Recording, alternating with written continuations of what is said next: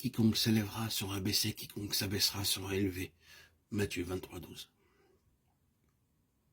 Daniel déclara très explicitement au roi Nabuchodonosor qu'il ne se repentait pas. Il serait retranché. Malgré cela, il ne se repentit pas. Il dit orgueilleusement, « Voyez mon royaume, mes constructions et mes ouvrages. » Mais il ne réalise pas que devant Dieu, il était semblable à un animal sans sagesse. La force et l'éducation ne sont rien devant Dieu. Les hommes sont pareils à des bêtes devant Dieu. Tant que vous vivez selon la vieille nature, vous êtes aussi comme une bête. Même après notre nouvelle naissance, le diable essaiera de nous faire déchoir de la position dans laquelle Dieu nous a placés. Le Seigneur désire que ceux qui sont nés de nouveau soient ses collaborateurs et ses partenaires. Si nous sommes des vainqueurs, ceci sera accompli en nous et nous deviendrons les instruments de Dieu pour exécuter ses jugements. Il nous sera donné l'autorité de juger même les anges. 1 Corinthiens 6, 3. Lorsque Dieu jugera les rois et les autres puissances, il nous rendra partenaires dans ce jugement. Nous pensons de façon naturelle qu'en nous élevant nous-mêmes, nous obtiendrons plus de gloire. Mais la simple foi divine déclare « Quiconque s'élèvera sera abaissé, quiconque s'abaissera sera élevé ».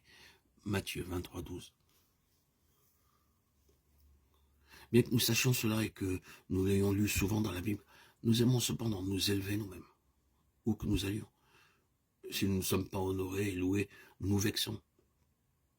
La loi divine déclare qu'en nous humiliant nous-mêmes, nous serons élevés. Je le loue, je l'exalte et je glorifie le roi des cieux, dont toutes les œuvres sont vraies et les voies justes, et qui peut abaisser ceux qui marchent avec orgueil. Daniel 4, 37. Si nous voulons vaincre, nous aurons à nous humilier nous-mêmes.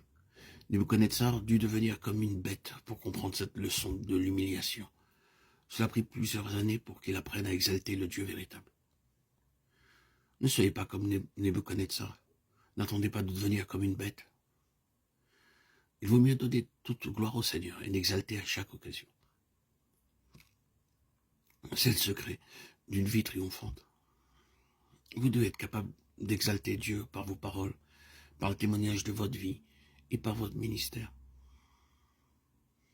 Remarquons les paroles prononcées par Nabuchodonosor au sujet de Daniel, pour qui aucun secret n'est difficile. Daniel 4, 8, 9. Daniel est un type de vainqueur, il ne s'inquiète pas et ne sont pas troublés à cause d'une chose nouvelle, même si c'est quelque chose qu'ils ne comprennent pas immédiatement. Il se peut qu'en ces jours, nous soyons environnés de choses incompréhensibles. Dans les derniers jours, nous verrons beaucoup de signes et de miracles qui ne viendront pas du Seigneur et que nous ne pourrons pas expliquer comme il le faut. Mais si nous sommes des vainqueurs, nous ne serons pas effrayés, parce que nous aurons cette confiance qu'à son heure et à sa façon, Dieu nous donnera la signification et l'interprétation de tout cela. Amos 3, 7. Dieu n'oublie jamais ce que nous faisons pour lui. Tout notre travail sera largement récompensé. Si un homme refuse de s'humilier, même après plusieurs occasions, il sera rejeté.